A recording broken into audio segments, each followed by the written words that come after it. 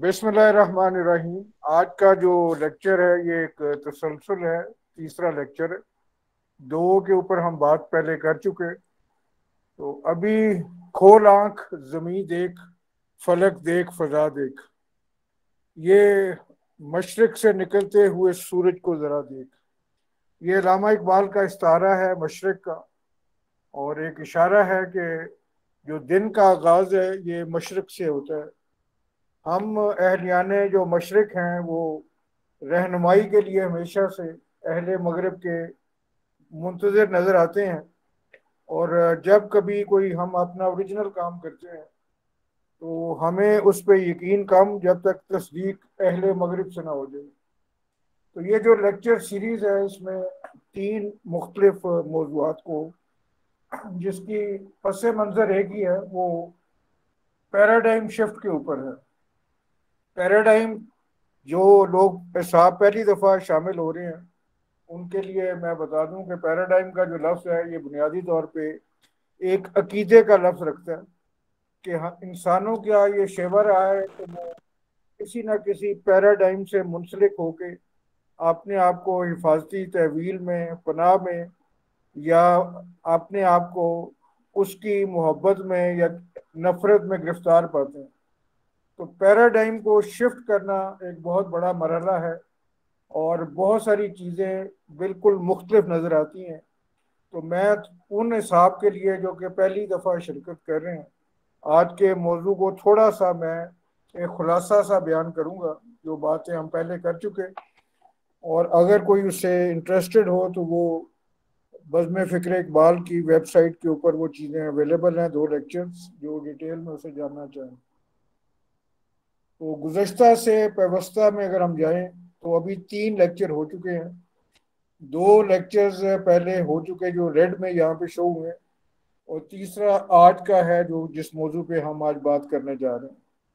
तो पहला जो लेक्चर था उसमें हमने तीन चीज़ों के ऊपर बात की थी कि जो पैराडाइम है वो हमारी सोच को, हमारी फिक्र को महदूद कर देता है। तो जिसकी वजह से हम महदूद होके एक चीज़ पे काम करते हैं।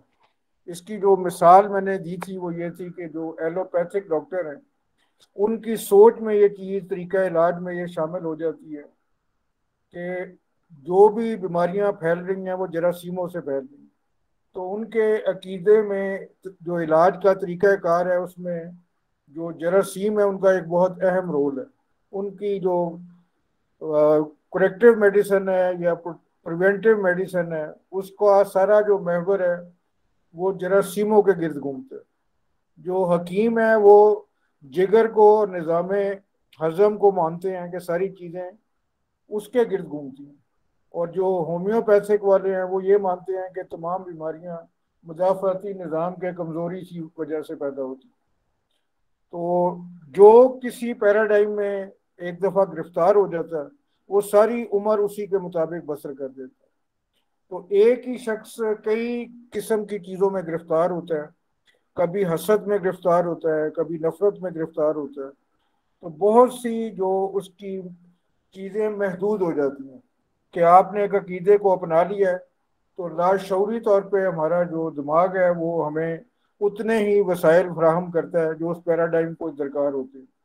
तो हमारे लाइल्मी में हमारा लाशऊर हमें डोमिनेट कर रहा होता है और वो चीज़ें उस तरीके से हो रही होती हैं। फिर मैंने दूसरा जो एक आस्पेक्ट बताया था वो ये था कि अल्लामा इकबाल ने कहा था कि ख़ास है तरकीब में कौम रसूल हाशमी। तो अहले मगरब और अहले मशरक़ का एक मुकाबला पेश किया था। उसमें यह साबित करना मकसूद नहीं था कि बेहतर कौन है, बल्कि ये बताना था कि हम दोनों बिल्कुल मुख्तलिफ किस्म की अक़वाम हैं। हमारी जो सोच है वो डिफरेंट है, उनकी सोच डिफरेंट है। तो ये 13 चीज़ों का बुनियादी फ़र्क है, ये उस लेक्चर के अंदर पूरी डिटेल से है। तो जो अहले रूहानियत के माहिर हैं उनके साथ, क्योंकि अल्लाह की भी साथ बरकत शामिल होती है, रहनुमाई शामिल होती है, तो वो खासुल खास लोग बन जाते हैं। उसी लेक्चर में ये भी बताया था कि हमारा जहन मुख्तलिफ वजूहात की बुनियाद पर गुलाम इस वक्त है। जो सोच है वो जो कि नौबादियाती निज़ाम की वजह से, हमारी तालीम की वजह से, कॉन्फिडेंस ना होने की वजह से बहुत सारी चीज़ें हैं जो हम जिसमें गुलामी में मुब्तला है। जो दूसरा लेक्चर था वो बड़ा स्पेसिफिक था, उसमें हमने देखा था कि इंसान फुली फंक्शनल कैसे होता है, फुली एक्चुअलाइज कैसे होता है, जिसे खुद ही कहते हैं, और इल्म और इश्क में क्या फ़र्क है, और अल्लामा इकबाल इश्क को क्यों प्रेफरेंस देते हैं। तो ये भी एक बड़ा कॉम्प्रिहेंसिव लेक्चर है जो कि अवेलेबल है, और उसके अंदर आप अगर वेबसाइट पर जाएं तो आपको ये दस्तयाब होगा।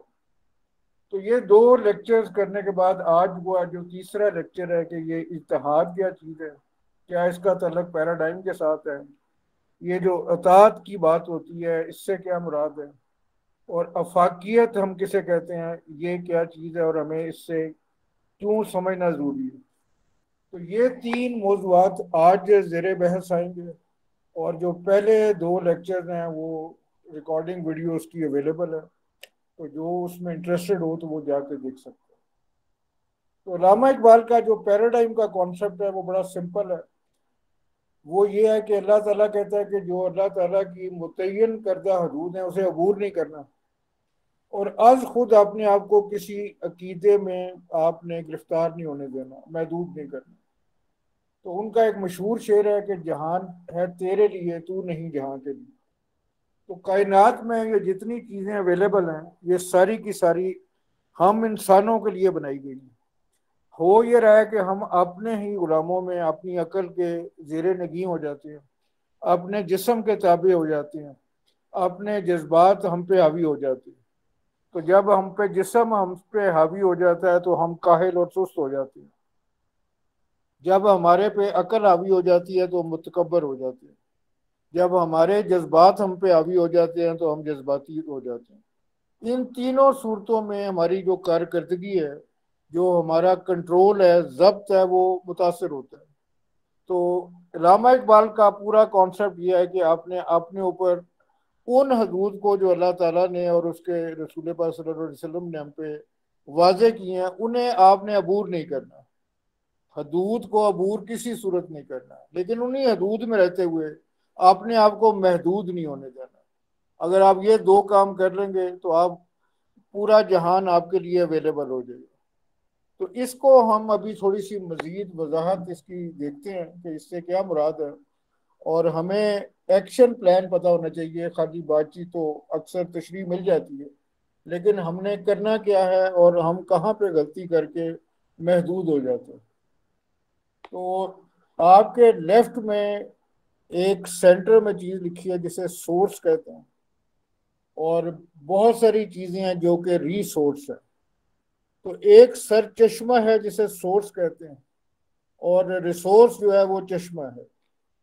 तो हमारे अकायद के मुताबिक और अल्लामा इकबाल के अकायद के मुताबिक दुनिया में जो सोर्स है वो एक कादर मुतलक है, इसके अलावा कोई सोर्स नहीं है। वो बेशक मटेरियल का है, बेशक वो इंफॉर्मेशन का है, बेशक वो मटेरियल का है या सेहत का है। दुनिया में जो रिसोर्स है वो बहुत सारे हैं, और सोर्स एक है। तो जब हम इस पैराडाइम से कि ये रिसोर्स हमारा मददगार है, कि जैसे जरासीमों की वजह से बीमारियां फैलती हैं, तो हम अपने आप को खुद महदूद कर लेते हैं। हमारी रसाई सोर्स तक नहीं है, हम रिसोर्स को ही सारी चीज़ें मान लेते हैं।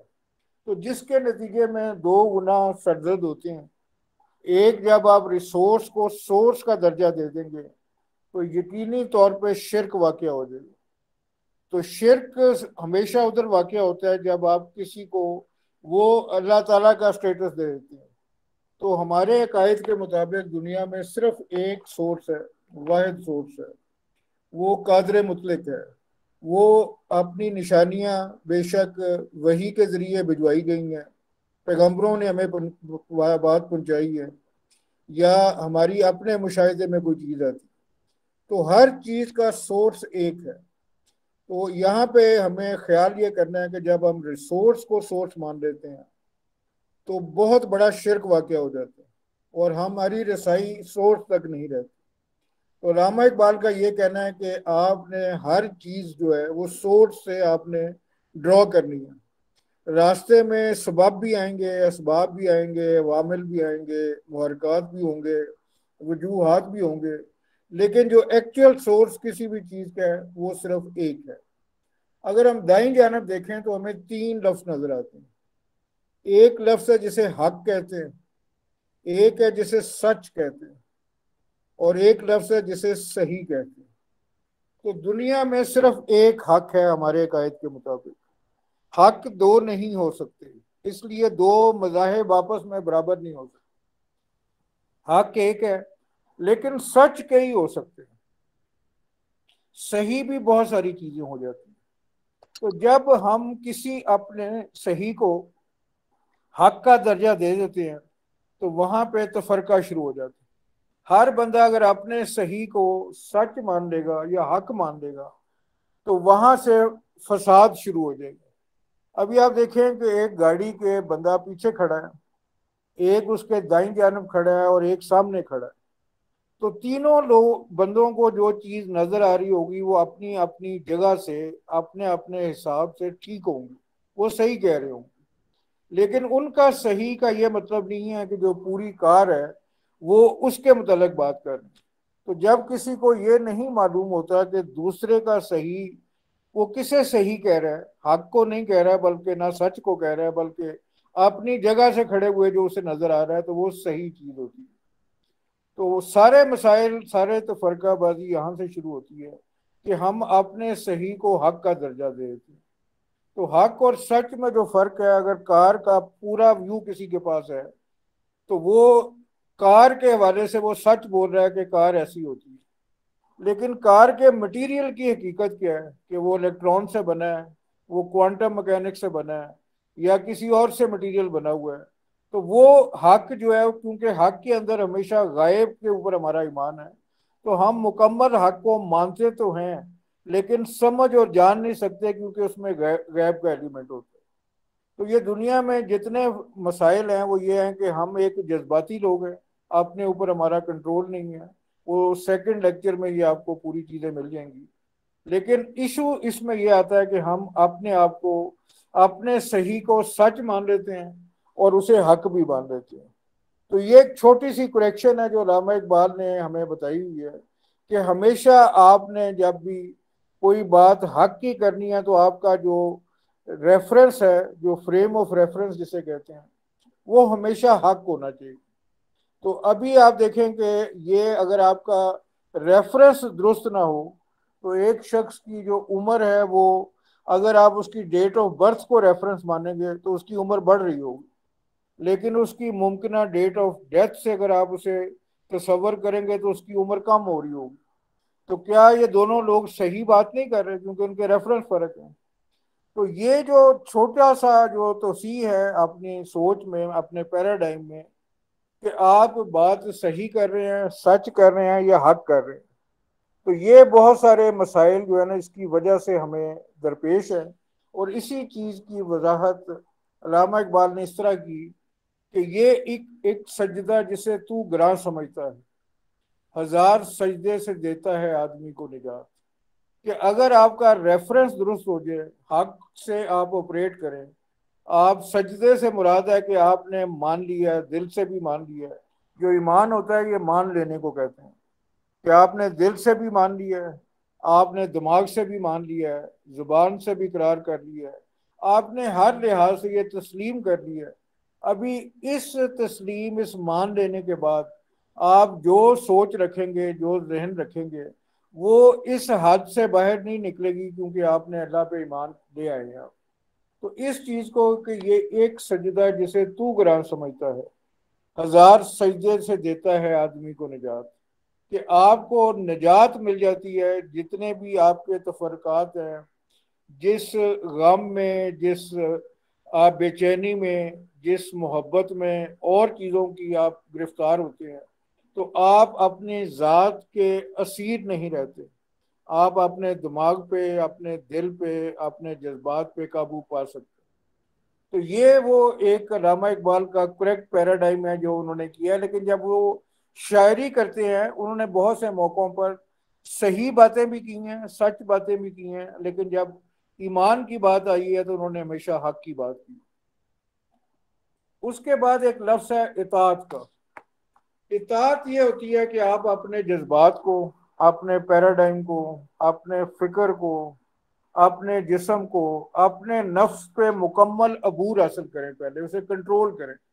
और वो कंट्रोल हासिल करके आप अपनी ज़ात को अल्लाह के हजूर सुपुर्द कर देते हैं। ये नहीं है कि आप कमज़ोरी की हालत में अपने आप को सुपुर्द करते हैं। जब आप तमाम इख्तियार रखें, अपनी अकल को, अपने दिमाग को, अपने जज्बात को, अपने जिस्म को आपके इख्तियार में आ जाए, फिर आपने अपना इख्तियार अल्लाह की रज़ा के लिए अल्लाह के सुपुर्द कर देना। सुपुर्द करने से मुराद ये नहीं है कि आपने कोई काम नहीं करना, बल्कि यह है कि वो तमाम काम करने हैं जिसके लिए हमें हुक्म दिया गया और जिसके लिए हमें तैयार किया गया। तो हमेशा जो हमारा सबमिशन है, जो अतात है, ये इबादत की जो मोमिन की मिराज है, जो सजदा है, वो बुनियादी तौर पे आप मुकम्मल अपने ऊपर इख्तियार रखते हुए अपने आप अपनी जितनी सलाहियतें हैं वो अल्लाह ताला के हजूर आप इसे वो कर रहे हैं जो सबमिट कर रहे हैं। अल्लामा इकबाल ने एक और नया कॉन्सेप्ट जो इत्तेहाद की तरफ हमें ले जाता है, वो ये है कि आईने नौ से डरना, तर्जे कोहन पे अड़ना, मंजिल यही कठिन है कौमों की जिंदगी में। आईने नौ से मुराद ये नहीं है कि आपने अपने अकायद चेंज कर देने हैं, लेकिन उन हकायक का, उन सूरत हाल का जिन्हें हमें रोज़ाना की बुनियाद पे जिसका सामना है, उन्हें डील करने के लिए आपने चीज़ों को बेहतर करना है। तो जो अगली स्लाइड है ये, इसमें मैं आपको साइंस और रिलीजन में फ़र्क बताने की कोशिश करूंगा, और ये देखिएगा कि हम कहाँ कहाँ पे गलती करते हैं और हमें किस तरीके से अपने आप को बेहतर कर। दुनिया में जो इंसान मुशाहिदात करता है, चीज़ों को देखता है, ये एक आम बंदे की बात है। जब आप किसी चीज़ को गौर से मुशाहिदा करते हैं तो आप बहुत सारी चीज़ें दरियाफ्त करते हैं। जब चीज़ कोई दरियाफ्त आपके पास हो जाती है तो उसके नतीजे में आपको कई मालूमात हासिल हो जाती है। तो मैं दोबारा शुरू करता हूँ कि मुशाहिदात से आप दरियाफ्त करते हैं, दरियाफ्त से आपके पास मालूमात इकट्ठी हो जाती हैं, फिर आप उन मालूमात का इस्तेमाल करते हैं जो आपको इकट्ठी हुई। मुशाहिदा आप हमेशा उस चीज़ का करते हैं जो मौजूद होती है, और ये वो है जिसको अगर आप साइंटिफिकली चीज़ों का मुशाहिदा करें, जिस चीज़ को साइंस कहते हैं, तो उसके नतीजे में जो इल्म हासिल होता है इसे साइंस कहते हैं। तो उन साइंसी मालूमात का हम इस्तेमाल करते हैं और इजादात करते हैं। इनमें से कुछ इजादात ऐसी हैं जो मुशाहिदा करने में दोबारा इस्तेमाल होती है। जैसे दूरबीन आपने बना ली है, खुर्दबीन बना ली है, कोई इस तरह की चीज़ें बना ली हैं जिससे आपका मुशाहिदा बेहतर हो जाता है। सेटेलाइट बना ली है आपने, तो उस सेटेलाइट के नतीजे में मज़ीद चीज़ें दरियाफ्त होंगी, मज़ीद चीज़ें दरियाफ्त होंगी तो आपकी मालूमात में इजाफा होगा, और इसी तरीके से आप इजादात करते रहेंगे। ये जो लेफ्ट साइड में अगर आप देखें तो जो मुशाहिदे के नतीजे में चीज़ें दरियाफ्त होती हैं वो नाउन दरियाफ्त होते हैं, वो एक्टिविटीज़ दरियाफ्त होती हैं, चीज़ों की खसूसियात दरियाफ्त होती हैं। तो इन चीज़ों को, जो चीज़ें दरियाफ्त होती हैं, उनकी बुनियाद पे आप डिफरेंट सब्जेक्ट्स बना लेते हैं कि आपने फिजिक्स का सब्जेक्ट बना लिया है, केमिस्ट्री का सब्जेक्ट बना लिया, फिर उनके इस्तेमाल के नतीजे में आप इजादात करते हैं। और इजादात वो चीज़ है जिसे इंजीनियरिंग कहते हैं, मैन मेड चीज़ें बनाते हैं, कुदरती चीज़ें आप दरियाफ्त करते हैं, वहाँ से असूल देखते हैं, चीज़ों के ख्वास देखते हैं, फिर ये दरियाफ्त करते हैं कि दो चीज़ों को मिला के तीसरी चीज़ बनाई जा सकती है। तो इसी के नतीजे में आप इजादात करते हैं। और ये जो इत्तेहाद का लफ्ज़ है, ये इजादात को बुनियादी तौर पे रिप्रेजेंट करता है कि आपने इंसाफ करना है, जो कि कुरान करीम का और हमें अदल कायम करने का हुक्म है।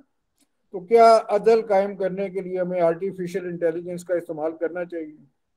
और जो आर्टिफिशियल इंटेलिजेंस है वो भी तो उन्हीं चीज़ों को देख के बनी है जो अल्लाह ताला ने बनाई। तो क्या हमें प्रिंटिंग प्रेस से इस्तेमाल करना चाहिए? जूम मीटिंग सोबत के लिए इख्तियार करनी चाहिए?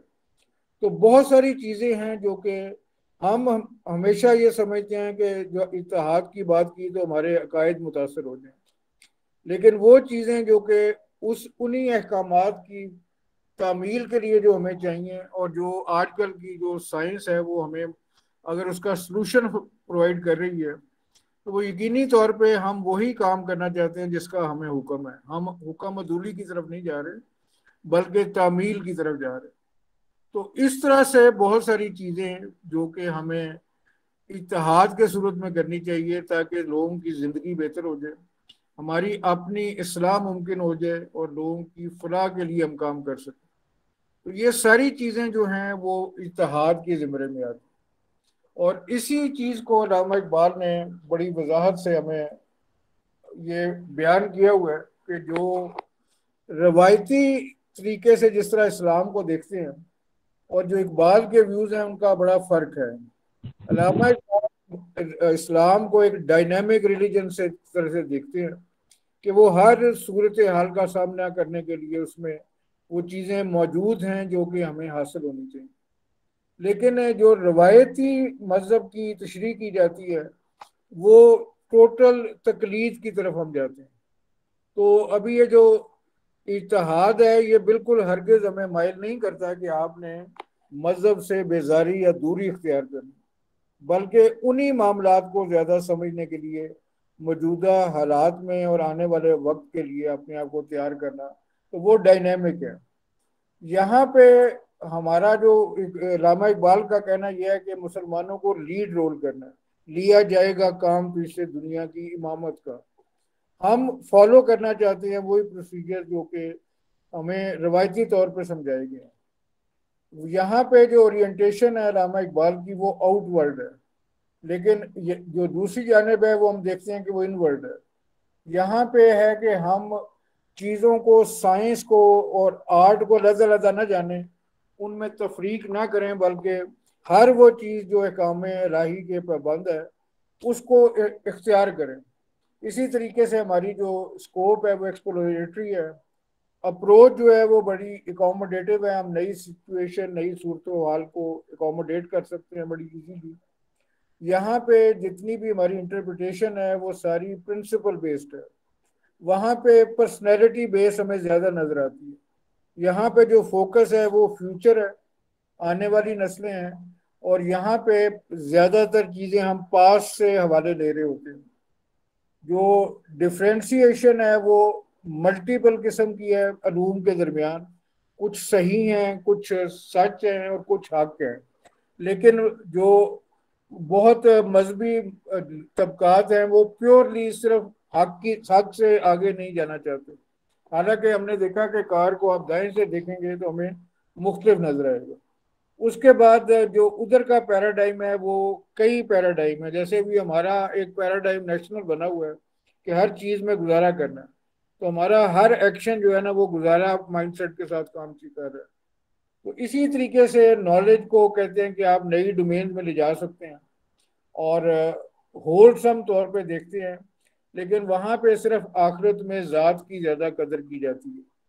तो यहाँ पे मकसद तनकीद करना नहीं है किसी पे, हर कोई अपने अपने पैराडाइम के हवाले से दुरुस्त है। मैं सिर्फ अल्लामा इकबाल का आपको व्यू बताना चाह रहा था कि वो डायनेमिक हैं, वक्त के मुताबिक चलना चाहते हैं। और क्योंकि उन्होंने मुतालिए में फ़लसफ़ा भी पढ़ रखा है, इकनॉमिक्स भी पढ़ रखी है, वकील भी थे वो, लिंग्विस्टिक के भी चैम्पियन थे, वो तसव्वुफ को भी जानते थे। तो वो तमाम पहलू जिस पे बात करते थे तो अथॉरिटी के साथ बात करते थे। और इनसे बहुत से लोगों की एग्रीमेंट नहीं है, ये भी एक फैक्ट है। लेकिन हमें जानना ज़रूर चाहिए कि किसका पैराडाइम क्या है और हम उससे कितने मुतफिक हैं। और ये आखिरी एक स्लाइड है, थोड़ी सी मुश्किल स्लाइड है ये, और ये ज़रूरी नहीं कि सबको समझ आ सके, लेकिन मैंने मुनासिब समझा कि फाकियत की बात हुई है। तो फाकी वो होता है जो ज़मानो मकान से आज़ाद होता है, कि अल्लामा इकबाल के जो मामलात हैं वो ज़मानो मकान से अलग हैं।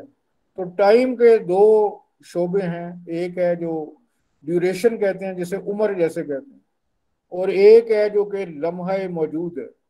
तो हम बैक वक्त लम्हा मौजूद में भी मौजूद होते हैं और एक उम्र का एक वक्फा भी गुजार रहे होते हैं। जैसे ये पेंडुलम आपको हिलता नजर आ रहा है कि आप लम्हे में भी रह सकते हैं और वक्फे में भी रह सकते हैं।